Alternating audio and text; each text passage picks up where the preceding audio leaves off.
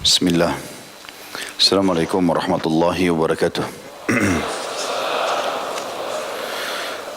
Alhamdulillah, tidak pernah lisan kita berhenti memuji Sang Pencipta Allah. Sebagai seorang muslim kita sangat yakin dengan kalimat la ilaha illallah, la ma'budu bihaqqin illallah.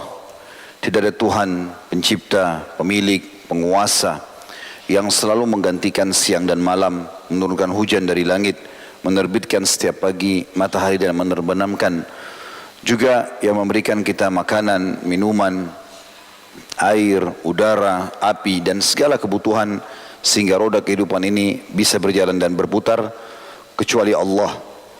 Allah subhanahu wa ta'ala yang kita yakini sebagai pencipta, zat yang maha kuat, maha adil, maha bijaksana, maha luas rahmatnya bagi orang yang patuh dan beriman, serta amat berat siksanya bagi orang yang membangkang dan kufur. Memerintahkan kita agar menikmati semua fasilitas tersebut dan juga diikuti dengan rasa terima kasih atau syukur. Dan Allah dengan kemahamurahannya telah menyimpulkan kalimat syukur itu di sebuah kalimat yang mudah sekali untuk diucapkan, dan ini menjadi penyebab utama segala kebutuhan kita selalu dipenuhi olehnya, yaitu kalimat Alhamdulillah. Maka jadilah orang yang selalu mengucapkan kalimat ini dalam setiap keadaan. Selanjutnya kita panjatkan salam hormat kita kepada manusia terbaik, manusia yang telah dipilih langsung oleh Sang Pencipta Allah, membawa kepada kita hukum halal haramnya, sehingga kita punya panduan hidup, tahu mana boleh, mana tidak boleh, mana yang diperintahkan dan dilarang oleh Sang Pencipta Allah.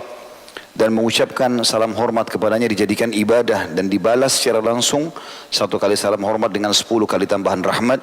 Dan rahmat Allah luas sekali, masuk dalamnya pengampunan dosa, peninggian derajat dan pemenuhan segala kebutuhan. Maka jadilah juga sosok muslim yang selalu memuji dan memuja Allah, alhamdulillah, selalu memanjatkan salawat dan taslim kepada Nabi besar Muhammad sallallahu alaihi wasallam.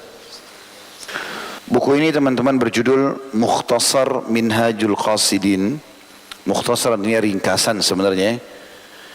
Minhajul Qasidin itu metode sebenarnya orang-orang yang ingin mencari mana kebenaran, meraih kebahagiaan hakiki sesuai dengan tuntunan ilahi. Begitu terjemahannya. Dan ini ditulis oleh Al-Imam Ibnu Qudamah Al-Maqdisi. Dan kita harus munculkan dalam diri kita kebutuhan terhadap ilmu itu. Tidak bisa teman-teman, ilmu itu kita yang butuh, bukan dia yang butuh pada kita. Makin kita menjauh dari ilmu agama itu, maka dia akan menjauhkan diri. Kita mendekat pun, maka dia akan memberikan sebagian dari dirinya, belum memberikan semuanya. Makanya para ulama mengatakan kalau lowongkan waktu seluruh umurmu 24 jam, misalnya umurnya 60 tahun dalam untuk ilmu agama itu hanya memberikan sebagian dari dirinya, belum semua. Masih banyak yang belum kita ketahui. Dalam Sahih Bukhari dan Sahih Muslim dari hadis Muawiyah bin Abu Sufyan radhiyallahu anhuma. Muawiyah dan Abu Sufyan adalah dua orang sahabat Nabi yang mulia.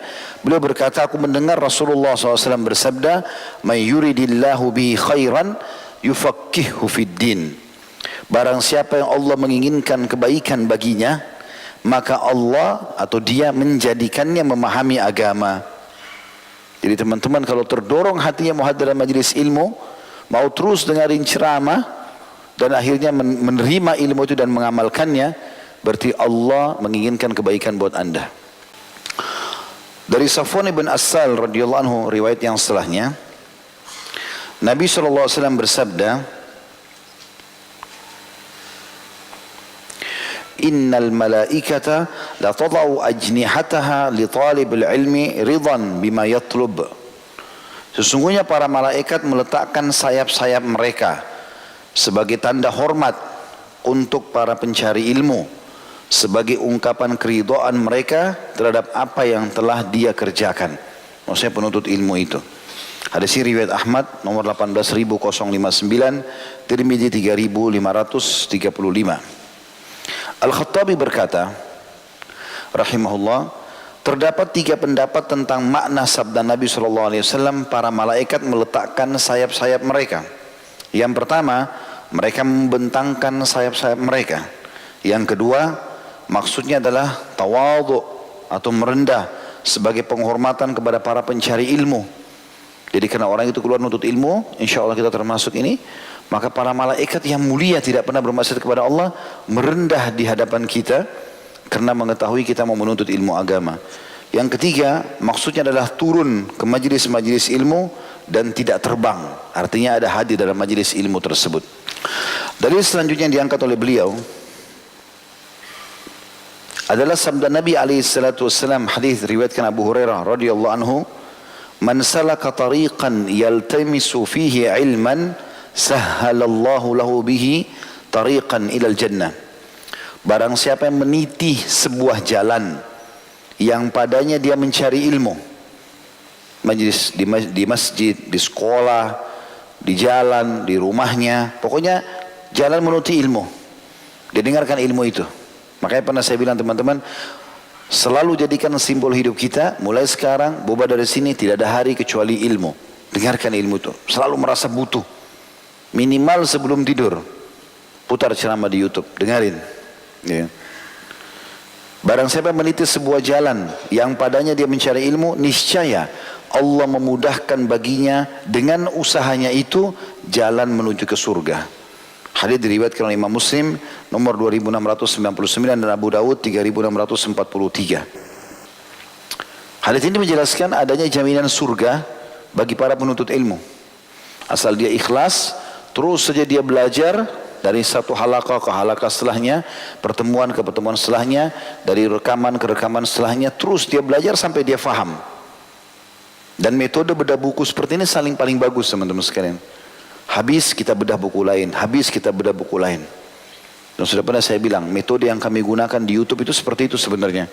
Cuma sayang banyak ikhwah dan akhwat kita tidak faham masalah itu atau belum fahami, sehingga mereka cuma ambil cuplikan yang 2 menit, 7 menit, lalu dianggap sudah dengar ceramah. Itu baru dengar potongan. Kajian itu sejam, 2 jam, didengarkan. Memang harus diluangkan waktu untuk itu. Yang terakhir yang diangkat oleh beliau di pasal ini tentunya tentang keutamaan ilmu dan belajar adalah sabda Nabi SAW, "Man ja'ahul mautu wa huwa yatlubul ilma liyuhyiya bihil islama fa bainahu wa bainan nabiyyina darajatun wahidatun fil jannah." Barang siapa yang mati dalam keadaan mencari ilmu untuk menghidupkan Islam, dia belajar supaya dia kenal Islam lalu dia sebarkan, maka dia di surga, dijamin masuk surga. Kalau dia mati ya, karena di hadisnya barang siapa yang mati dalam keadaan mencari ilmu untuk menghidupkan Islam, niatnya itu, maka dia di surga. Antara dirinya dengan para nabi-nabi hanya beda 1 derajat di surga. Hadis ini diriwayatkan oleh Ad-Darimi di jilid 1 halaman 100. Kita masuk ke pasal setelahnya, keutamaan mengajarkan ilmu itu. Dan insya Allah kita tutup dengan pasal ini tentunya. Di antara keutamaan ta'lim atau mengajarkan ilmu adalah hadis yang diriwayatkan oleh Bukhari, Muslim dalam As-Sahihain. Sahihain maksudnya 2 kitab sahih, Sahih Bukhari dan Sahih Muslim. Dari Sahal bin Sa'ad radhiyallahu anhu bahwa Rasulullah sallallahu alaihi wasallam bersabda, la an yahdiyallahu bika rajulan wahida khairun laka min an yakuna laka humrun ni'am atau humrun na'am. Sungguh Allah memberikan petunjuk kepada seorang laki-laki melalui dirimu adalah lebih baik bagimu daripada kau mempunyai unta merah atau harta yang paling berharga. Hadis ini riwayat Bukhari nomor 2942, juga Imam Muslim riwayatkan 2406. Abu Daud juga sebutkan di 3661. Hadis ini memberikan gambaran kepada kita bahwasanya setiap kali kita sudah belajar, punya ilmunya, ajarkan. Kalau kita ajarkan kepada orang lain ilmu yang sudah kita ketahui dan terutama yang sudah kita praktekkan, maka ini akan mendatangkan pahala yang besar. Karena setiap gerak-gerik yang dia kerjakan, itu kita pun panen pahalanya. Juga Ibnu Abbas berkata radhiyallahu anhuma, dalil selanjutnya, innal ladzi yu'allimun nasal khaira tastakfiru lahu kullu dabbatin hatta al-huta fil bahr. Sesungguhnya orang yang mengajarkan kebaikan kepada manusia, semua hewan termasuk ikan di lautan memohonkan ampunan kepada Allah untuknya. Sampai sini hadis diriwayatkan Ad-Darimi jilid 1 halaman 99. Jadi ilmu agama ini di mana-mana, masjid di mana-mana, fasilitas di mana-mana, tapi ternyata tidak manfaat buat dia. Berapa banyak orang teman-teman di zaman sekarang kita dengan teknologi canggih sekarang mudah sekali belajar, tidak mau belajar. Subhanallah, tidak mau belajar. Ya. Dulu orang itu kemarin hari Sabtu yang lalu sempat saya bahas serial sahabat Abu Ayyub Al-Ansari radhiyallahu anhu. Abu Ayyub Al-Ansari ini pernah dulu dalam satu majelis bersama Nabi SAW dan ada yang hadir di situ beberapa orang mendengarkan hadis. Salah satunya Uqbah bin Amir radhiyallahu anhu. Abu Ayyub Al-Ansari setelah meninggalnya Nabi SAW dan sahabat-sahabat sudah pada nyebar, tahu. Dia dengar berita, oh si fulan mati, si fulan mati. Maksudnya orang yang di majelis yang hadir bersama Nabi yang dengar hadis itu sudah mati semua. Tinggal 2 orang yang hidup. Abu Ayyub Al-Ansari dengan Uqbah bin Amir. Uqbah bin Amir ini kebetulan lagi tinggal di Mesir. Abu Ayyub tinggal di Madinah. Waktu dia dengar nggak ada lagi yang hidup kecuali tinggal 2 orang ini, maka yang terjadi adalah Abu Ayyub Al-Ansari naik kudanya menuju ke Mesir. Perjalanan hampir 2 bulan. Darat waktu itu. Hanya untuk memastikan kepada Uqbah bin Amir hadis itu. Padahal dia sudah tahu hadis itu, tapi dia mau pastikan. Lafadznya begini ya, cuma tinggal kita saja berdua yang hidup gitu. Dia pergi ke Mesir, waktu Uqbah bin Amir dengar disambut, gubernurnya Mesir dengar disambut, dipeluk, luar biasa di sahabat Nabi yang mulia. Abu Ayyub Al-Ansari terkenal. Nabi SAW bertamu di rumahnya dan menjadi tamu kurang lebih sekitar 17 bulan awal hijrah ke Madinah sampai masjid Nabi SAW selesai dibangun dengan rumah-rumah beliau gitu kan, rumah para istrinya Ummahatil Mukminin radhiyallahu anhunna ajmain. Maka pada saat itu mereka didatang sambut, lalu kemudian ditanya, ada apa anda datang jauh-jauh? Maka Abu Ayyub mengatakan, saya ingin memastikan sebuah hadis yang saya tahu tinggal kamu sama saya yang hidup dari orang yang hadir di majlis Nabi yang dengar langsung pada saat itu. Kata Uqbah, benar. Coba kau sebutkan. Uqbah menyebutkan hadisnya, lalu Abu Ayyub mengatakan betul seperti itu.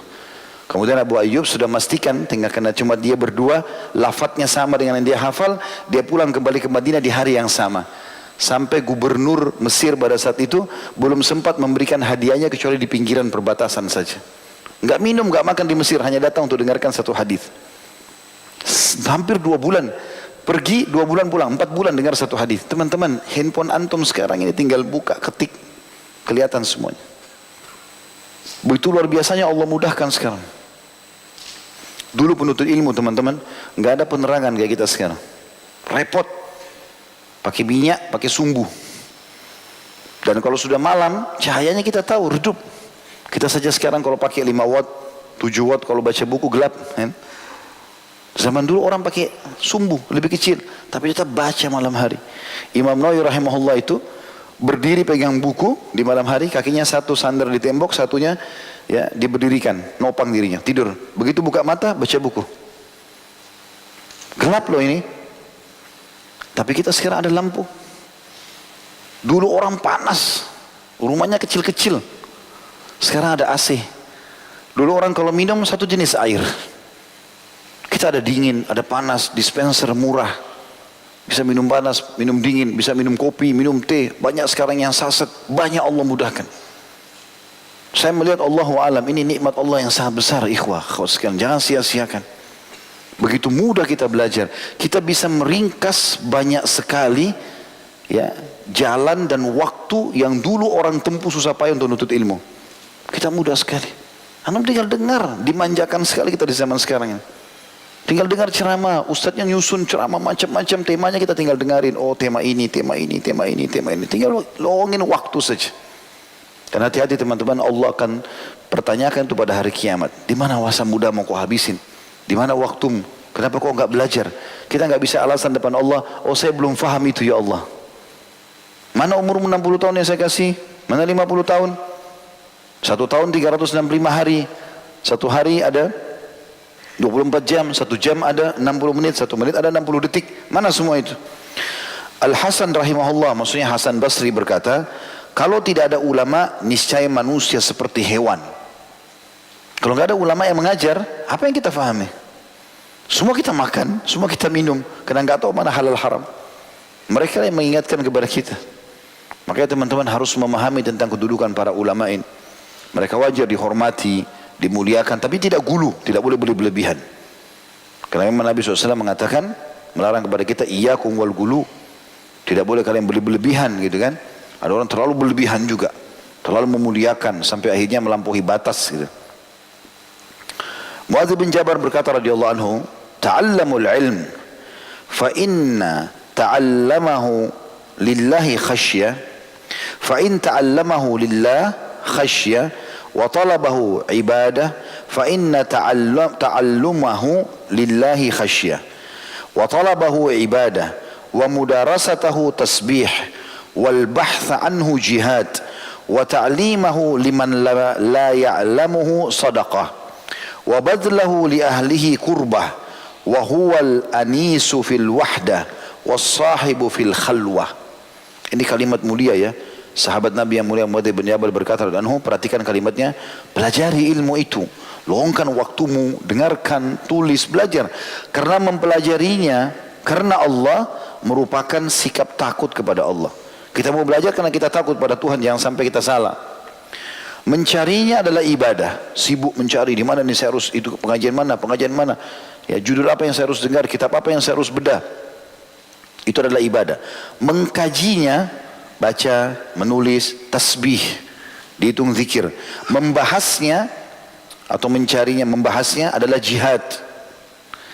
Mengajarkannya kepada yang belum mengetahuinya adalah sedekah.